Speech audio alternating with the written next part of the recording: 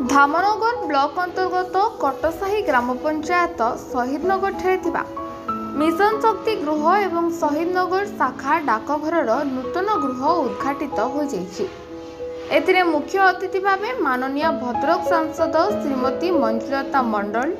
सम्मानीय अतिथि भाव दमनगर पंचायत समिति अध्यक्षा श्रीमती शर्मिष्ठा बेहेरा, पूर्वतन विधायक श्रीजुक्त मुक्तिकांत मंडल, पूर्वतन पंचायत समिति अध्यक्ष श्रीजुक्त अशोक नायक, जिला परिषद सभ्य शारदा प्रसन्न साहू, वरिष्ठ नेतृत्व हरेकृष्ण पाड़ी, भद्रक जिला बिजु युव जनता दलर संपादक सुशांत पंडा, कटसाही ग्राम पंचायत सरपंच श्रीमती दीप्तिमयी जेना, समिति सभ्य श्रीमती ममता जेना, खपरपदा सरपंच श्रीमती अनुसया साहू, समिति सभ्य भारत विजय दलाई, नगर सभापति सुशांत राउत, कटसाही ग्राम पंचायत समस्त वार्ड सभ्य एवं सभ्या, नायब सरपंच उपस्थित रही। धामनगर सागर पाढ़ी रिपोर्ट, मेघा टीवी।